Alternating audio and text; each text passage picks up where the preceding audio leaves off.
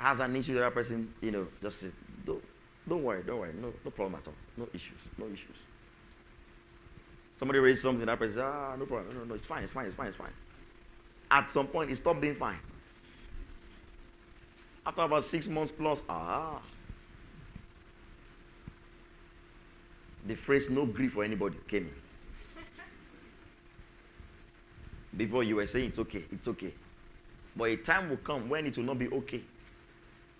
And the earlier you stop indulging that person, the better for both of you. The spouse is not doing something well, talk about it.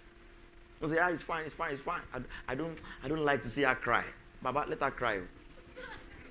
It's better to cry now.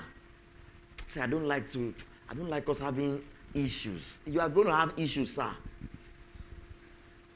Say, I don't really like us doing any back and forth. You will do back and forth. You will. Those of you that are in relationships, you know what I'm talking about. Those of you that are married, you know. We have adults here that have married for years also.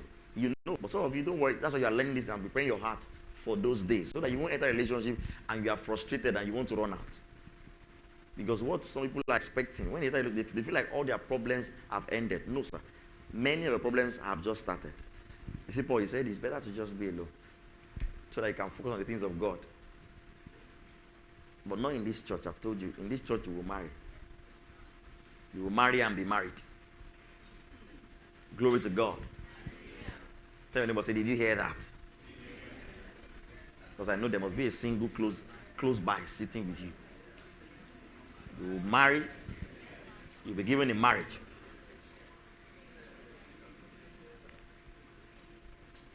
So, it doesn't focus on our own growth. It doesn't focus on the development of that person. Instead, it gives us a sense of we have arrived. So don't worry, okay, no, don't apologize. Don't apologize. You have done nothing wrong. Lies. So it's okay. My wife began to have disagreements. Funny, it was on the same things that were okay initially. They are no more okay now because we can't continue like that. So we don't see the flaw in them. Our beloved doesn't need to grow because she's perfect. And that's a lie. She's perfect. So our desire, our hope is that she remains perfect. But one day when our imperfections begin to show, we start feeling frustrated. But you were not like this before. No. You never saw it. She was always like that. He was always like that. But you never had body odor before. No. You were engulfed in the fragrance. You thought it was the fragrance of love. But it was body odor, sir. He has body odor. From early days, tell him, bro, fix this thing. Body odors are bad. They are not good. On a very serious note. If you are sitting around one person, the Lord keep you. Sit still till I'm done with this message. And also know that salvation is of the Lord. Body odors are bad. You didn't notice that. But people around you are telling you that guy, he stinks. So no. He's instead stinkingly rich. Let him take care. You may be rich and have body odor. Have you seen some rich men that have body odors? So they are not synonymous. So you deal with it. She has a mouth odor, let her fix it. Wherever it came from, be it a demon or something, cast it out. And do it early. Whenever I'm talking to you, you are always facing me. That's like facing a missile. That's too dangerous. That's a ballistic missile. If there are issues, start talking about them. Let it be said that from the start. Because everybody wants to play the nice game card. the good guy card. He doesn't want to complain. No, so like she doesn't think I complain. So yeah, say, it's okay, it's fine, it's fine.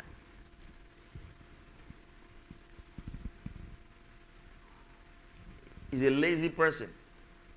Talk about it. Say, bro, I can't stay with you if you're like this. Fine, you may not have money now, but I want to see you working hard.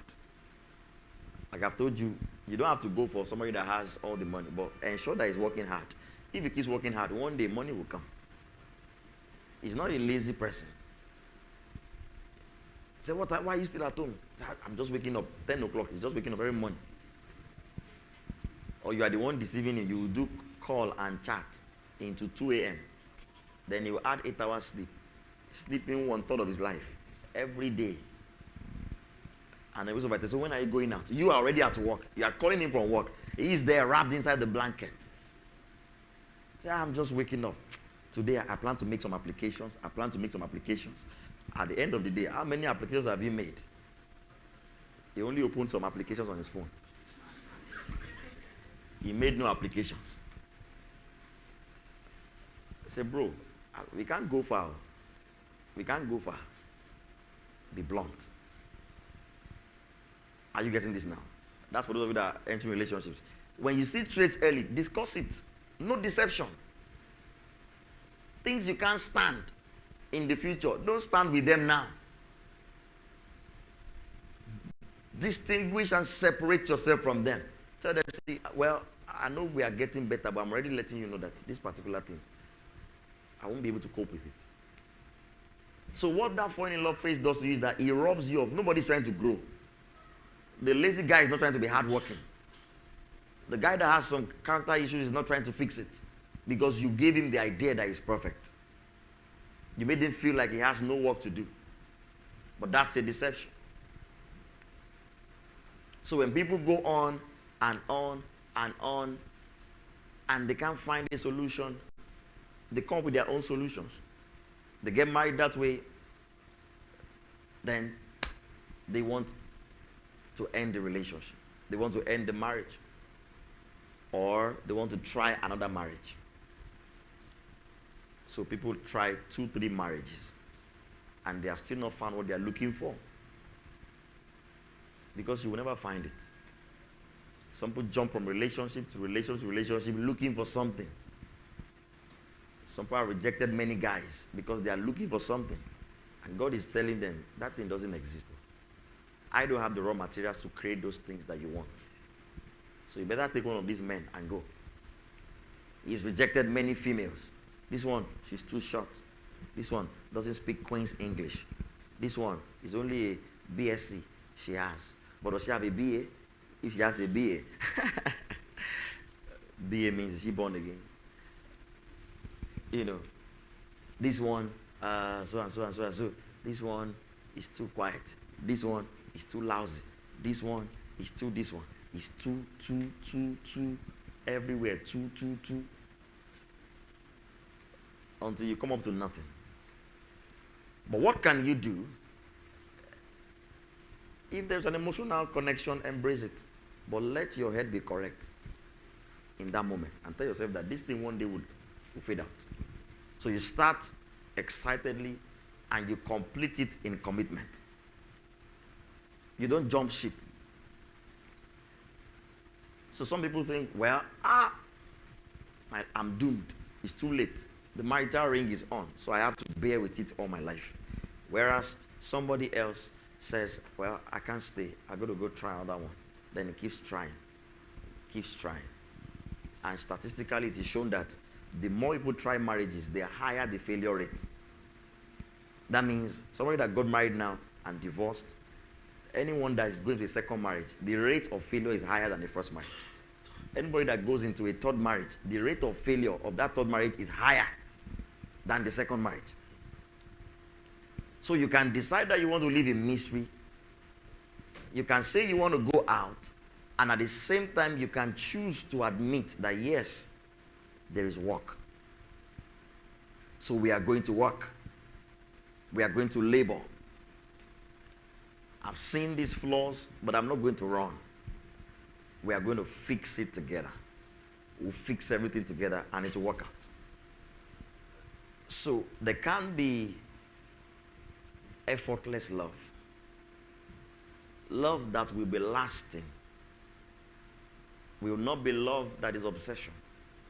Because no obsession lasts forever at all. The love that will be lasting is love that requires work. It may start with obsession. It may start with emotions. But that's just the introduction. It is sustained by rational, intentional, volitional love. Love that is rational. You are thinking. You are in your right senses. Intentional. You take intentional steps and actions. Volitional love, you do it willingly. It's of your own volition.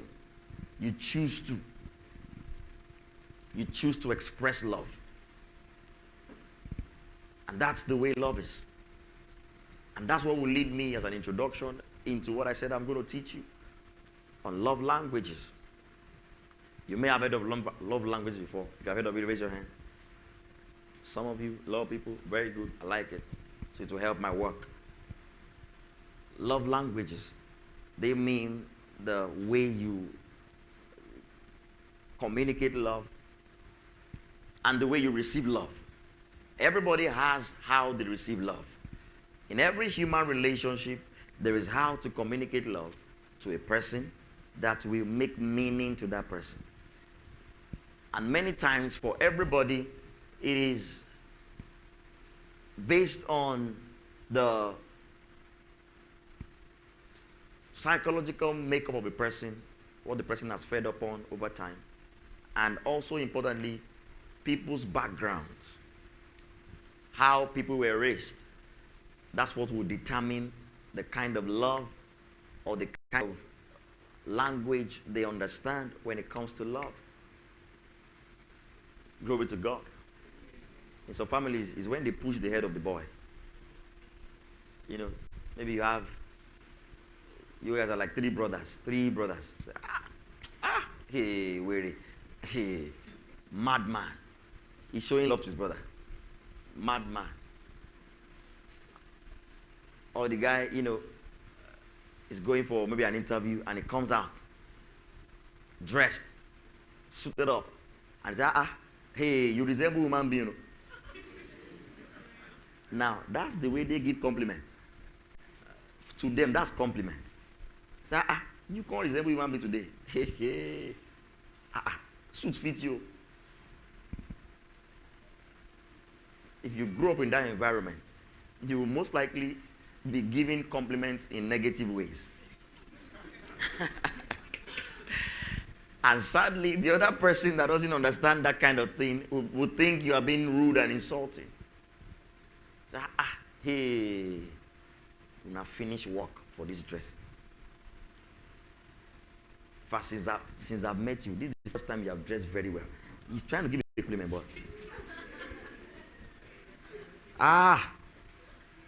if they tell you that, you know what happens to you? You quickly cast your mind back to as far as you can remember. All the dressings. So Wednesday. You feel like entering the ground. Whereas if you ask him, he has given the compliment. So based on our psychological makeup, and especially how we were raised in our families, we tend to perceive, receive, and give love that way. And that's why all of us have how we receive love. All of us also have how we communicate love. And many times it's not the same. If you're in a relationship, there is a very high probability that your love language is different from that of your spouse. The probability is very high. Sometimes you get lucky that you speak similar languages. When you do that, the reason I said lucky is that because you don't have to put in so much effort. But if your love language is not your partner's love language, the message I preached to you earlier is really for you. You have to now work intentionally. You know, when you see a little child, how do children pick languages? I mean, language as in speech. They pick it from their environment. A child that speaks English is because he was raised in an English environment. A child that speaks Spanish, you know, some days, one time like that, I was just watching a video of a very small child, 3 years old, speaking Spanish so fluently, and it made me think, this child was not born to speak Spanish. He just has a makeup to receive whatever is given.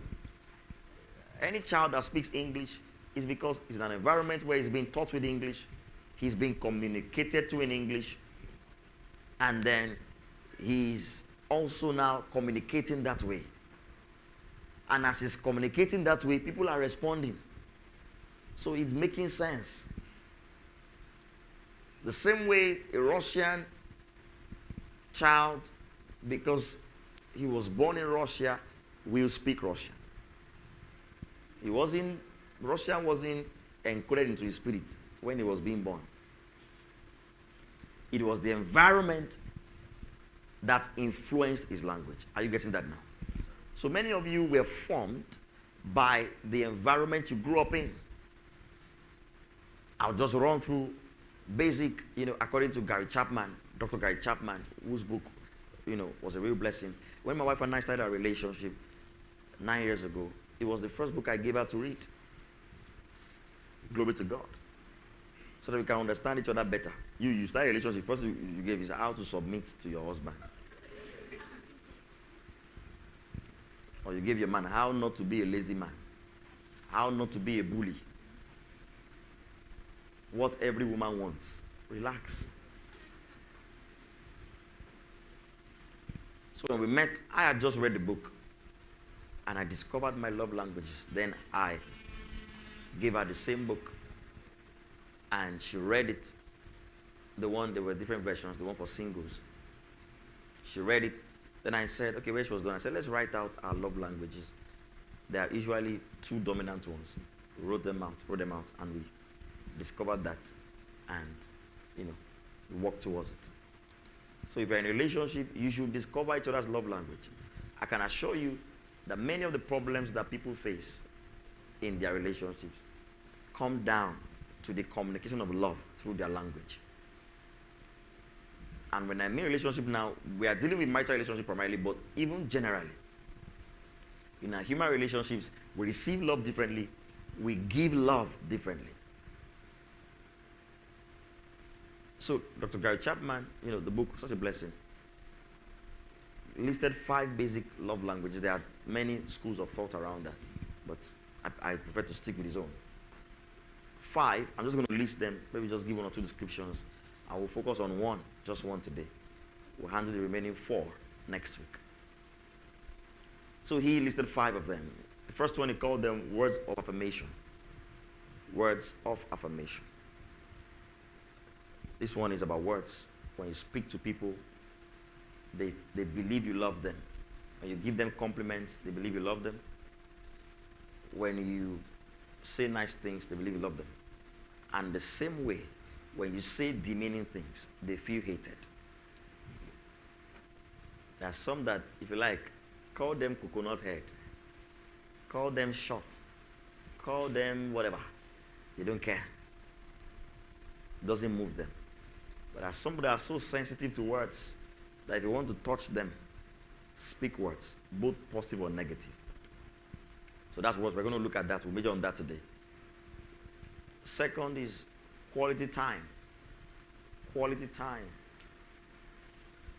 Quality time. There are some people that the way you show that you care about them is to spend time with them. You may be saying nothing sensible. You just sit around them. They just want to be seeing your face, looking at you. Just ensure you go to work. Otherwise, one day, that face they will be seeing will be a wrinkled, hunger-stricken face. So they love attention. They love to be showered with so much attention. They like to be the center of their attention. They love you to come visit them 3 times in a day. They want you to call them 10 times in a day. They just love things around. They just want to spend time with you. There are people like that. And there are those, the third love language is gifts. They like gifts. If you give them something, they feel like you love them. And if you don't give them something, they don't feel like you love them. The fourth one is physical touch. Physical touch is physical touch.